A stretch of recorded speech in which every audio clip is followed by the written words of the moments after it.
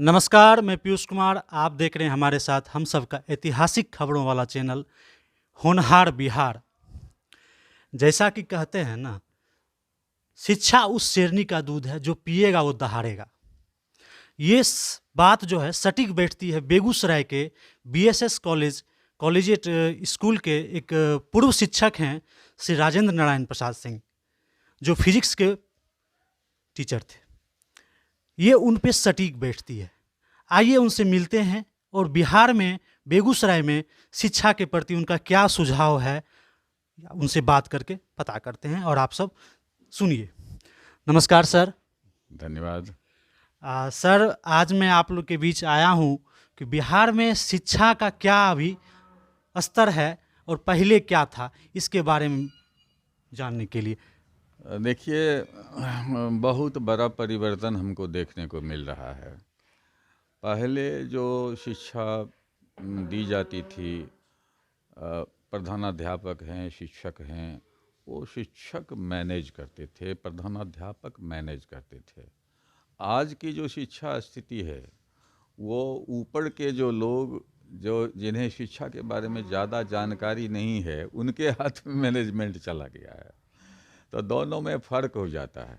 ये आपके समय में सर किसके साथ मैनेजमेंट था? हमारे समय में शिक्षा का मैनेजमेंट नीचे के स्तर पर तो हेडमास्टर करते थे, और वही एक स्थायित्व प्रदान करने वाली शिक्षा होती थी।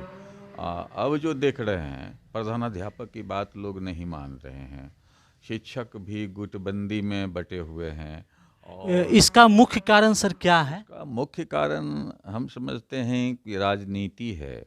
ऊपर से जो भ्रष्टाचार चलता है वो नीचे तक पहुंचता है। जैसे पानी का बहाव ऊपर से नीचे की ओर होता है, उसी प्रकार से भ्रष्टाचार का भी बहाव ऊपर से नीचे की ओर होता है।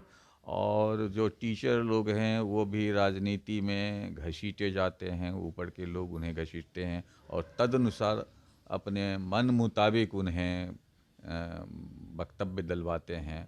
और जब कभी भी उनकी स्थिति गड़बड़ाती है, जो अपना कर्तव्य है, दायित्व है, उससे वो विचलित होते हैं, तो उनकी मदद ऊपर के लोग करते हैं, जिसका कारण होता है जो मेधावान टीचर हैं उनमें निराशा होती है और सीधा इसका दुष्प्रभाव पड़ता है हमारे बच्चों पर। यही स्थिति हमारे बेगूसराय में भी देखने को अभी तो सर बिहार में बेगूसराय ज़िला में कई सारे सरकारी शिक्षण संस्थान हैं जो अभी संचालित हो रहे हैं सरकार के द्वारा। और आज से कुछ साल पहले तक उस सब शिक्षण संस्थान जो थे, जैसे बीपी स्कूल हो गया, कॉलेजिएट स्कूल हो गई, कॉलेजिएट हो गया, कोऑपरेटिव कॉलेज और जीडी कॉलेज है, और भी कई सारे शिक्षण संस्थान हैं जो सरकार द्वारा संचालित हैं। कुछ साल पहले तक इस स्कूल के इतने अच्छे अच्छे विद्यार्थी निकलते थे। इसके बारे में आप बताइए सर, क्या है? अब पहले प्रैक्टिकल था, लर्निंग बाय डूइंग का सिद्धांत जो महात्मा गांधी ने दिया था। तो हमारे इन विद्यालयों में जो ऐतिहासिक बीपी स्कूल, ऐतिहासिक विद्यालय, आरकेसी ऐतिहासिक विद्यालय है, कॉलेजिएट ऐतिहासिक विद्यालय है, तो इन विद्यालयों में एक अच्छी व्यवस्था थी। क्वालिफाइड टीचर्स, क्वालिफाइड समर्पित हेडमास्टर और प्रैक्टिकल की कक्षाएं चला करती थी। लेकिन आज की जो स्थिति है, आप जा कर के देख लीजिए, प्रैक्टिकल रूम आपको मिल जाएगा, लेकिन प्रैक्टिकल रूम में घुसने की हिम्मत नहीं हो सकेगी, और उसके पट खुलते ही आपको मच्छर या कीड़े मकोड़े, सांप बिच्छू, ये इसका भरमार वहाँ लगा हुआ है। हमारे बच्चे प्रैक्टिकल रूम के दर्शन नहीं कर पाते हैं, और जब तक प्रैक्टिकल नहीं होगा बच्चे समझ नहीं सकेंगे। पहले हमारे टीचर लोग डिमॉन्स्ट्रेशन करते थे, क्लास में डिमॉन्स्ट्रेशन करके पढ़ाते थे, बताते थे। हम लोग डिमॉन्स्ट्रेशन देख करके ही समझ जाते थे, और वो आज भी याद है, आज भी वो स्मरण में है, भूल नहीं पा रहे।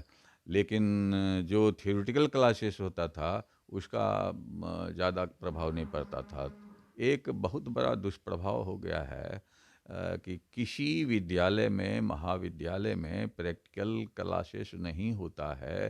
परिणाम होता है कि हमारे बच्चे जो आगे बढ़ना चाहते हैं वो अधूरा ज्ञान लेकर, केवल सैद्धांतिक ज्ञान लेकर आगे चलते हैं, जो अधिक दिनों तक टिकाऊ नहीं हो पाता है। अभी के समय में सर जो है, हर एक चौक चौराहे पर देखते हैं कि वहाँ पर साइकिल लगे रहते हैं बहुत सारे स्टूडेंट के। इस बारे में क्या कहना चाहते हैं? क्या सरकार की शिक्षा में कुछ कमी है जिसके कारण प्राइवेटेशन हो रहा है ज़्यादा? देखिए, इसका एक ज़बरदस्त कारण है बेरोजगारी।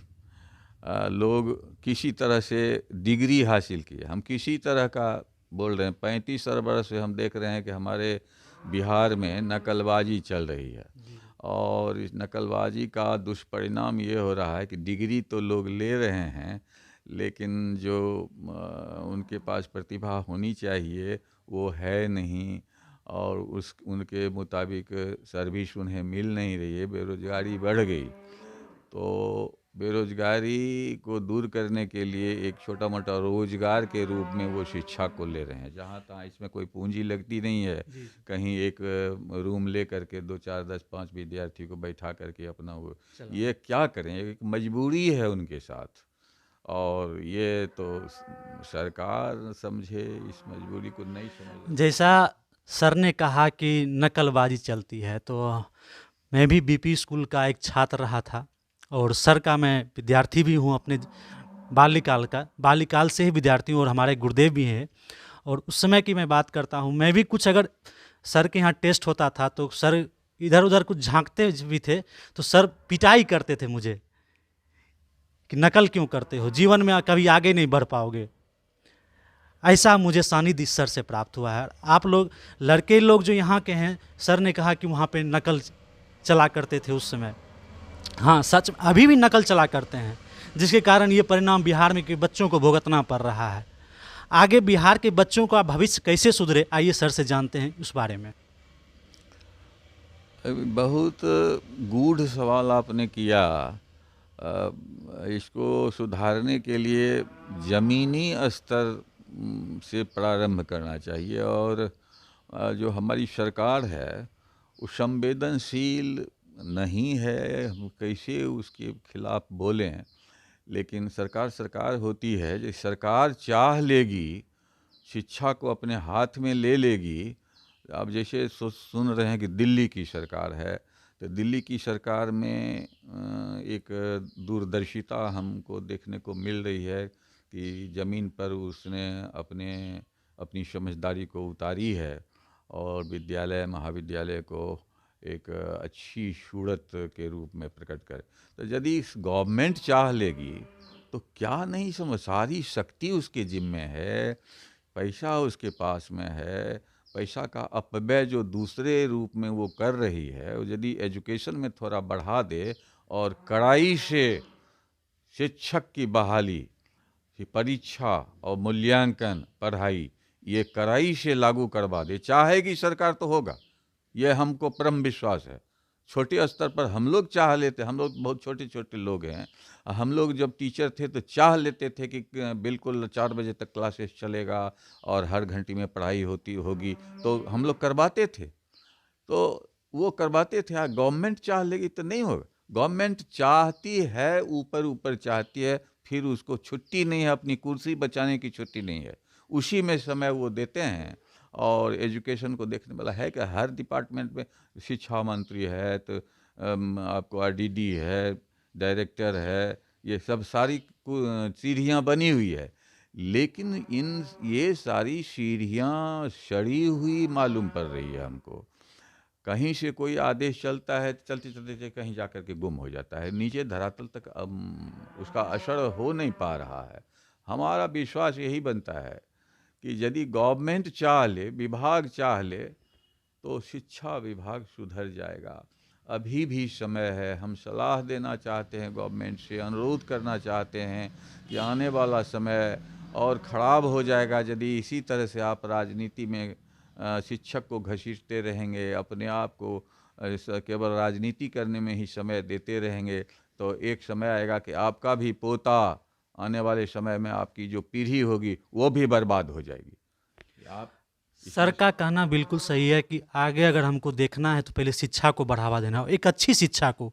शिक्षा तो हर जगह है, लेकिन एक अच्छी शिक्षा में लेना हर व्यक्ति का अपना अधिकार है, जो कि मिलना आज की डेट में बिहार में नामुमकिन है। और सर से मैं ये पूछना चाहता हूँ, आज से 10 साल पहले तक बिहार में सैनिक स्कूल, नवोदय तिलैया इत्यादि जो बड़े स्कूल हैं सरकार के, केंद्र सरकार के, उसमें लोगों का रुझान, बच्चे लोग का रुझान कुछ ज़्यादा था। वो अब धीरे धीरे रुझान कम क्यों होता जा रहा है? क्या इसकी क्रेज़ घट रहा है? ये धीरे धीरे, देखिए, हम बिहार की ही बात नहीं कर रहे हैं कि बिहार में शिक्षा की स्थिति दुह स्थिति में, वो पूरे हमारे देश में ही स्थिति गड़बड़ा गई है। पूरे राष्ट्र स्तर पर शिक्षा की स्थिति, और जब से ये नियोजन की बात हुई है उस समय से तो और ख़राब हो गई है। और हर राज्य में पता नहीं कहाँ से ये स्कीम लागू कर दिए कि पारा शिक्षक है तो ये नियोजित शिक्षक है, ये अतिथि शिक्षक है। ये सुनने में बहुत बुरा लगता है। शिक्षक शिक्षक होता है, और शिक्षक ही वो जीव होते हैं जो संवाद के द्वारा जो अंतःचेतना बीज है उसको अंकुरित कराते हैं, अंकुरित करा करके एक विशाल वृक्ष के रूप में प्रकट करते हैं। तो शिक्षक को यदि इस तरह से विभिन्न नामों से प्रताड़ित करते रहेंगे, उनके दाम से प्रताड़ित करेंगे, सामाजिक स्थिति कमज़ोर करते रहेंगे, उन्हें प्रतिष्ठा सम्मान नहीं देंगे, तो कभी भी उन्नति नहीं हो सकती है।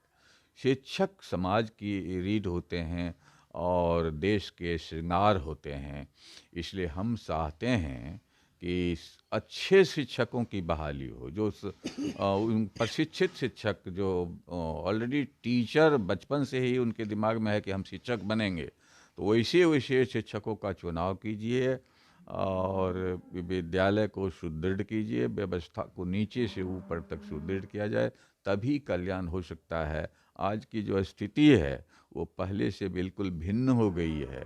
चाहे केंद्र सरकार के अंदर का विद्यालय हो या राज्य सरकार के अंदर का विद्यालय हो या प्राइवेट विद्यालय हो, सब जगह केवल कॉरम पूरा किया जा रहा है। जैसा कि हमारे गुरुदेव का कहना है कि जीवन में माता पिता के बाद एक शिक्षक का ही स्थान आता है, जो भगवान का रूप उसमें देखा जाता है, क्योंकि शिक्षक ही किसी व्यक्ति के जीवन को आधार बनाता है। उसको जीवन में किस तरह चलना है, किस तरह आगे बढ़ना है, किस तरह क्या करना है, क्या गलत है, क्या सही है, एक शिक्षक ही उसका मार्गदर्शन करता है माता पिता के बाद।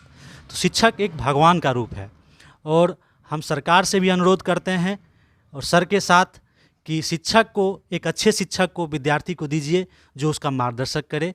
और हमारा चैनल देखने के लिए आप सभी को धन्यवाद। और सर का कैसा सुझाव रहा इसका कमेंट हमारे कमेंट बॉक्स में आप लोग ज़रूर कीजिएगा। हमारा चैनल सब्सक्राइब कीजिए और अच्छा लगे तो शेयर कीजिएगा। धन्यवाद।